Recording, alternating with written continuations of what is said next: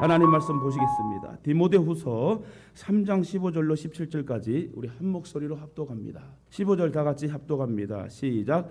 또 어려서부터 성경을 알았나니 성경은 능히 너로 하여금 그리스도 예수 안에 있는 믿음으로 말미암아 구원에 이르는 지혜가 있게 하느니라.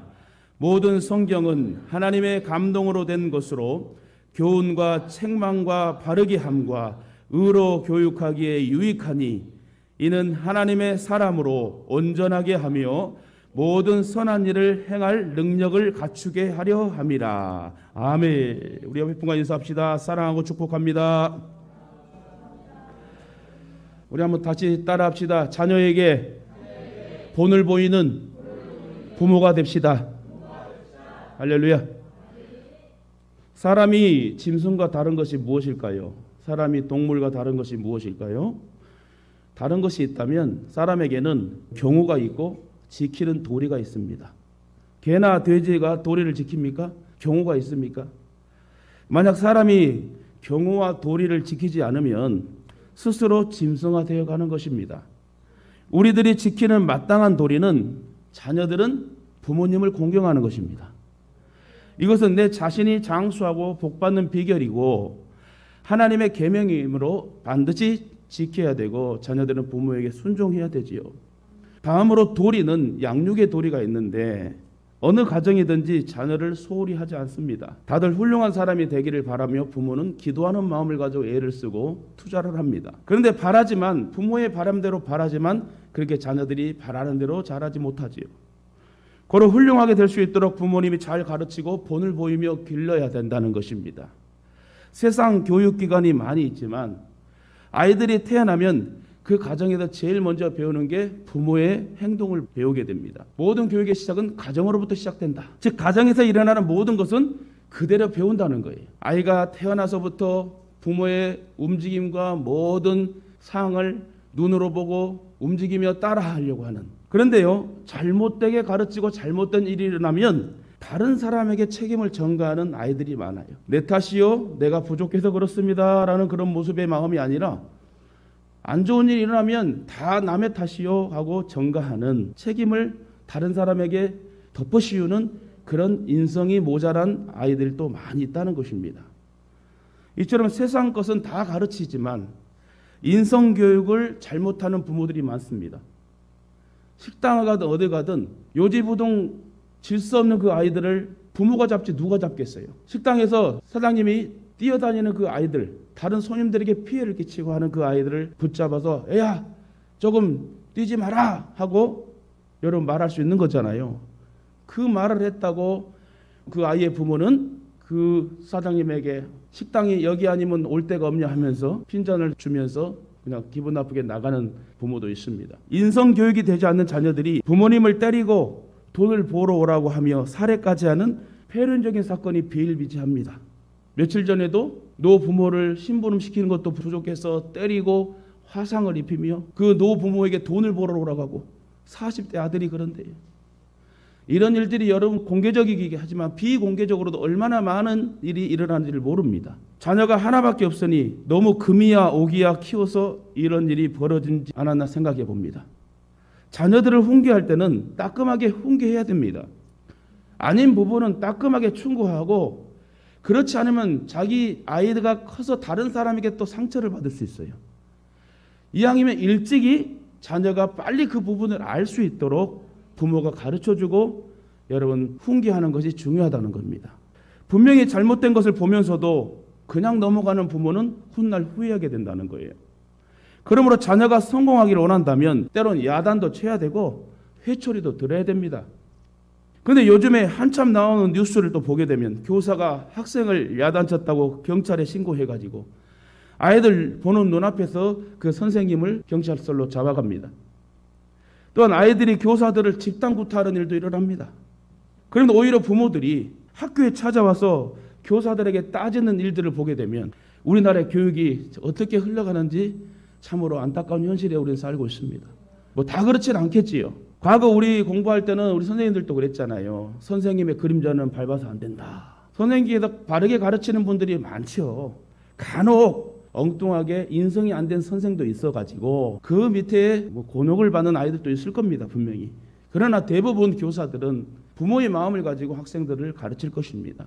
링컨의 어머니가 심어준 사랑의 씨는 링컨의 마음속에서 자라서 훌륭한 인도주의자가 되었습니다.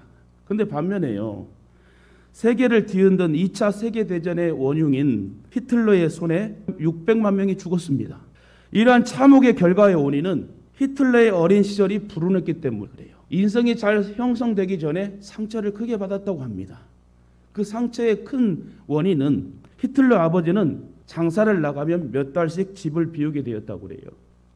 아버지가 집이 비울 때 어머니는 유태인의 집에 자주 놀러 가고 그 유태인과 불륜의 관계를 맺었다 합니다. 그것을 안 히틀러는 크나큰 상처를 받고 그때부터 여자를 증오하고 복수심에 불타올랐다 합니다. 결국 인성이 잘 형성되지 못한 그의 편견으로 유대인 600만 명이 비참히 죽는 비운의 역사가 여러분 기록되어 있지요. 이처럼 부모가 자식에게 주는 영향이 이렇게 큰 것입니다. 본론으로 들어가 그러면 자녀에게 본을 보이는 부모가 되려면 어떻게 해야 되냐? 매사에 자녀를 축복해야 된다는 거예요. 여러분 자녀를 사랑하십니까? 그러면 축복의 말과 축복의 행동으로 말과 행실의 축복이 자녀에게 전달될 수 있도록 지금이라도 자녀들을 품어주시길 부탁드립니다. 아브라함 링컨에게 기자들이 이리 물었습니다. 당신을 오늘의 링컨으로 만든 힘이 무엇입니까? 하고 기자가 물었을 때 링컨은 기다렸다는 듯이 이리 대답합니다. 내가 잠자리에 들 때나 잠자리에서 일어날 때는 언제나 어머니의 손이 얹혀 있었습니다. 어머니의 기도는 나를 격려하는 축복으로 넘쳐 있었습니다. 그래서 우리가 살던 오두막 통나무 집에는 언제나 구석구석 어머니의 축복의 기도 소리가 가득 채워져 있었습니다. 어머니가 내게 주셨던 축복의 말씀은 내가 들에서 일을 할 때에도, 선거에서 여러 번 낙방할 때에도, 내가 상원 의원으로 대통령으로 직무를 감당할 때에도 어머니의 축복의 소리는 언제나 내 귓전을 떠나지 않았습니다. 오늘의 나를 만든 것은 어머니의 손과 축복하는 기도의 소리였습니다. 저는 진짜 있었던 이 일화를 제가 연구하고 발췌하면서 과연 나는 내 자녀에게 그렇게 매일 손 얹고 축복하며 축복의 말로 위로하고 힘을 주는 부모인가? 저는 아니더라고요. 저와 여러분이 기회가 있습니다.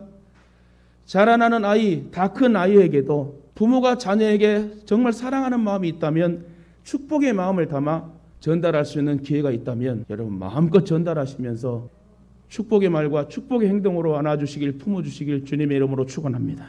그렇습니다. 부모의 축복의 기도 소리는 고통받고 고통하는 자녀를 살릴 수 있답니다. 또한 부모의 축복의 말은 자녀에게 용기와 위로를 북돋워 준다 합니다. 대부분 자녀 교육을 말할 때 유태인들의 교육을 예로 듭니다. 이스라엘은 인구 1,300만 명, 우리나라의 4분의 1밖에 안 돼요. 세계 인구에도 0.2%밖에 되지 않습니다. 우리나라 경상남북도를 합친 크기의 영토를 가집니다. 작죠. 그런데도 그 나라에서 이스라엘에서 23%나 노벨상을 받는다고 그래요. 다시 말해 전 세계에서 100명이 노벨상을 받는다면 이스라엘 그 나라에서 23명이 받는데요. 과학자 아인슈타인, 정신분석학자 프로이드, 마이크로소프트사의 빌 게이츠, 영화감독 스티븐 스필버그 등 수많은 사람들이 유태인입니다. 미국의 명문인 하버드 대학, 예일 대학, 프린스턴 대학, 지금 우리나라의 연고대, 스카이, 그 교수 30%가 유대인이라고 하는 거예요. 또한 미국 100대 기업의 40%가 유태인이 사업자랍니다. 실상 세계를 움직이고 미국을 움직이는 힘이 바로 유태인들이라고 말해도 과언이 아니래요. 지금도 정치, 경제, 사회, 문화 등 여러 분야에서 두각을 나타내며 막강한 영향력을 나타내는 민족이 유대인이다. 이스라엘 민족이다. 이런 놀라운 능력이 그럼 어디서부터 왔을까요? 바로 유태인들의 자녀 교육입니다. 오늘 여러분 부모된 자들이 다 오셨어요. 저도 부모이고 잘 오늘 들으셔서 남은 생에 주님 나라 갈 때까지 저와 여러분의 자녀가 행복하게 주님 만나며 복을 받는 인생 되길 주님의 이름으로 축원합니다. 바로 유태인들의 자녀 교육, 한마디로 말하면 신앙 교육이에요. 유대인들의 교육은 먼저 부모가 본을 보이고 자녀가 그대로 따르는 데 있습니다. 그들은 반드시 안식일을 지켜요. 주일날 지킨다는 거예요. 저는 오늘 같이 차량 운행을 하며 오면서 이런 얘기를 했습니다. 누구누구야 하나님 말씀으로만 예배자로 키우면 망하는 법이 없다. 분명히 성공하고 성장할 것이다라고 저는 말했습니다. 왜요? 저도 부모이고 그렇게 살고 있으니 하나님이 지켜주셔요. 하나님 보호해 주시더라고요. 망하지 않는 인생으로 살려면 하나님의 그 신앙교육, 하나님의 말씀 중심으로 서야지 저와 여러분의 자녀가 망하지 않습니다. 그들은 반드시 안식일을 지키고 하루에 3번씩 기도하는 삶을 삽니다. 금요일에는 만나를 기념하는 빵을 먹는다고 그래요. 예배드린다는 것이죠. 또한 6월절을 성경대로 지키고 장막절에는 광야로 나가 7일 동안 텐트를 쳐요. 무슨 말이에요? 지금도요, 이스라엘 백성들은요, 자기 집 놔두고 안 되면 자기 집 문 앞에라도 텐트를 쳐갖고 일주일 동안 장막절을 지킨대요. 그 이유는 이스라엘 백성들이 유목민처럼 구름기둥으로 불기둥으로 하나님 역사하시는 대로 가라면 멈추면 멈추는 장막 텐트 생활을 하지 않았습니까? 하나님만이 우리를 지켜주시니 우리는 하나님만 바라보고 예배하는 가정이 되겠다. 좋은 집 놔두고 자기 집 마당 아니면 저 광야에 나가가지고 일주일 동안 그렇게 출퇴근하면서 장막 생활을 한대요. 이건 뭡니까? 우리 백성은 선민 이스라엘 백성이고 하나님의 자녀들이다. 이 전통을 지키고 우리는 하나님 말씀 앞에 순종하며 살아야 되겠다 하고 행동으로 보이니 할아버지가 그렇게 하고 아버지가 따라하고 할아버지 아버지가 행동으로 보이니 손자가 따라하고 아들이 따라하고 이렇게 해서 천대에 이르기까지 우리는 하나님의 백성이니 지킬 건 지키자는 거예요. 6월절을 지키고 장막절을 지키고 감사절을 지키고 이처럼 유대인 부모들은 성경의 명령대로 행하려고 애를 쓴다고 합니다. 이것이 오늘날 유태인들을 가장 강하고 지혜롭게 만든 교육의 원동력이라고 말합니다. 또한 유대인 자녀 교육의 핵심은 대화의 기술에 있다고 합니다. 그들은 구약 성경과 탈무드의 근거에서 부모와 자녀 간의 창의적인 대화를 합니다. 대부분 우리는 자녀들의 인생을 편하게 사는 법을 가르쳐 줍니다. 공부해야지 편하게 살아. 이렇게 해야지 빨리 성장해 편하게 살 수 있어. 집도 살 수 있어. 우리는 대부분 그렇게 가르치잖아요. 그러나 유대인들은 인생을 바르게 의미 있게 사는 법을 가르친대요. 물고기를 잡아주는 것이 아니라 물고기를 잡는 방법을 지혜를 가르쳐 준대요. 그리고 어려서부터 토론하는 법, 다른 사람의 말을 경청하는 법, 말할 때 예절 등을 철저히 지킨대요. 그래서 우리 교수님들이 이사를 갔다 오면 먼저 공항에다 택시를 타게 되면 살롬 한대요. 택시 기사들도 인사를 너무너무 잘해 예의를 갖추고 한대요. 또한 자유롭게 생각하게 하고 창조적인 활동을 할 수 있도록 부모가 여건을 만들어줍니다. 부모의 생각을 주입시키는 것이 아니라 그 아이가 무한한 잠재력에 있는 것을 알고 그에게 생각할 수 있는 사고를 기를 수 있는 환경과 또 창조적인 생각과 활동을 할 수 있는 그런 영역들을 마음들을 넓혀주는 게 부모의 일이라고 그래요. 아울러 자녀들에게 어른의 기준을 강요하지 않고 자녀의 눈높이에 맞춘 대화를 한다고 합니다. 아무리 잘못을 해도 함부로 자녀에게 말하지 않습니다. 자녀가 혹시 유리컵을 모르고 깼을 경우에도 그들은 야단치지 않는다고 해요. 오히려 따뜻한 대화를 통하여 실수한 이유를 물어보고 대화로 푼다고 그래요.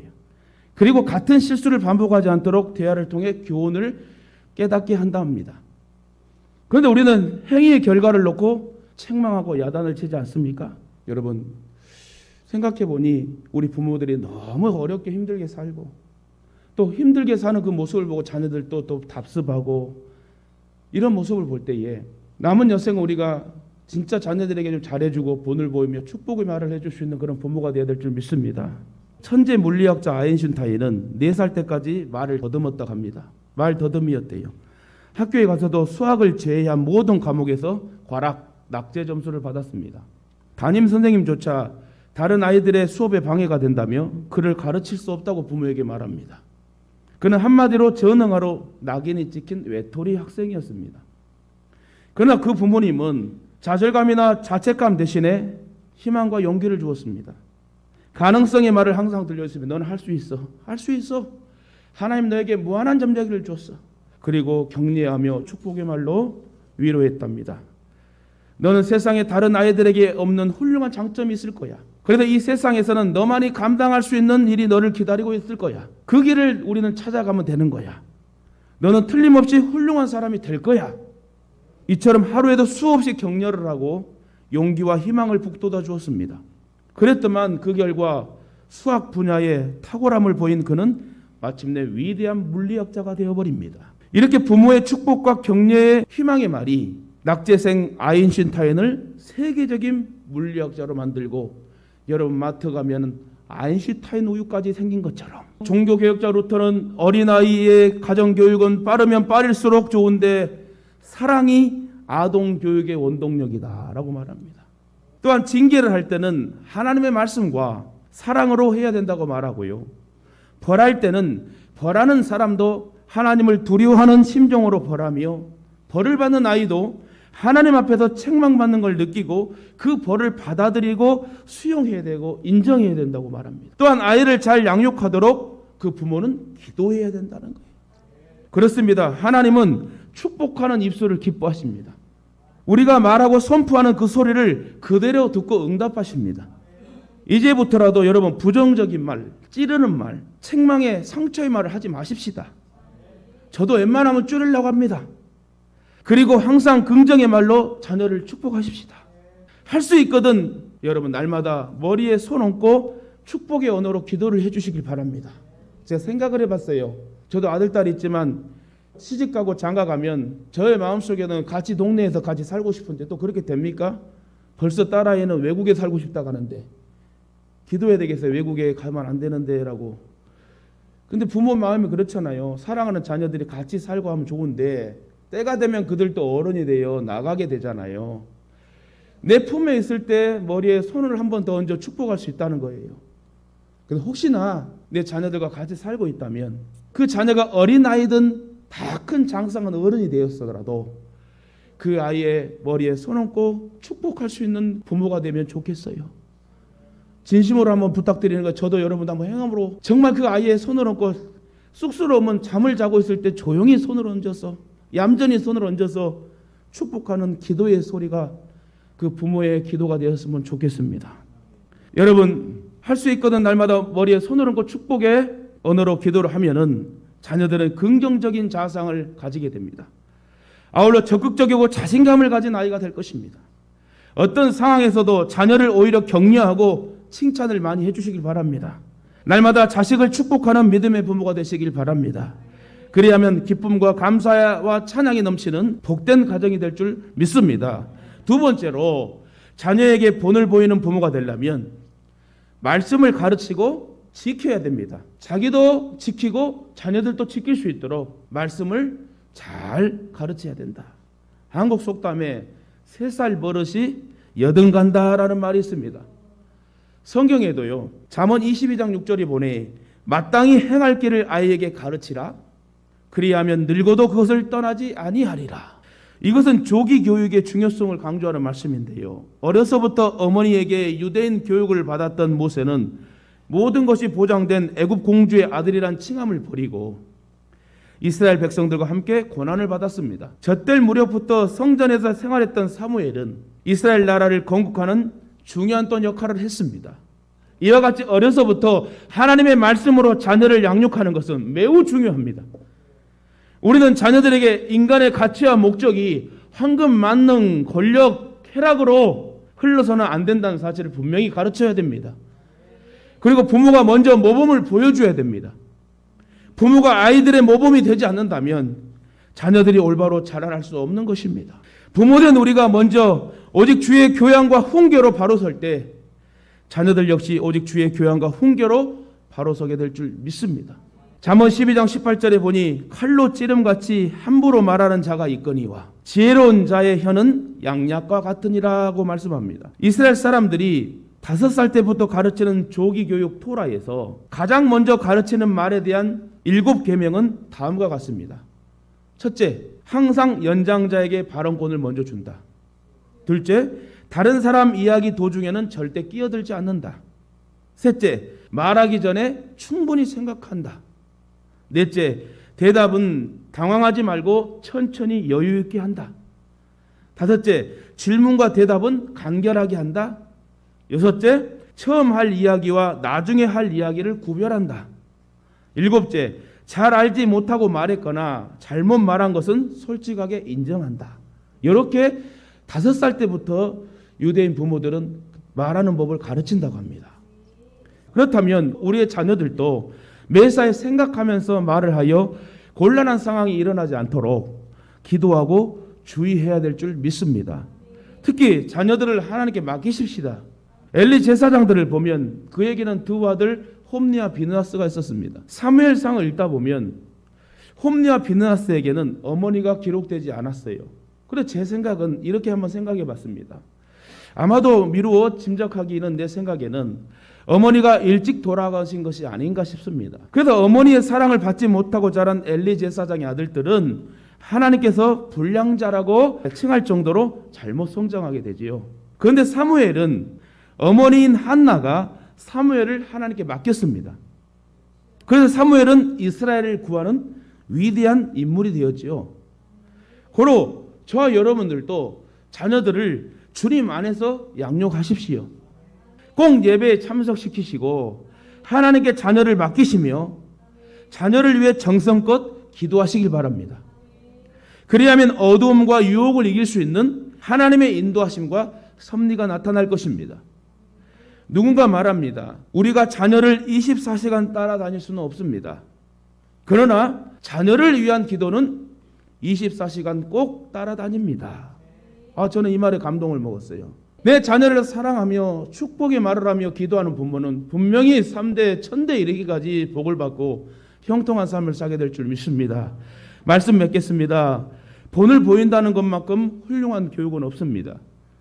고로 부모가 먼저 본을 보이면 가르칠 필요가 없습니다. 행동으로 보여주는 것만큼 큰 훈계는 없을 것입니다. 그래서 부모들이 좀 잘 돼야 돼요. 잘 되는 모습, 좋은 모습들을 보여줘야지 자녀들이 희망을 가질 거 아닙니까?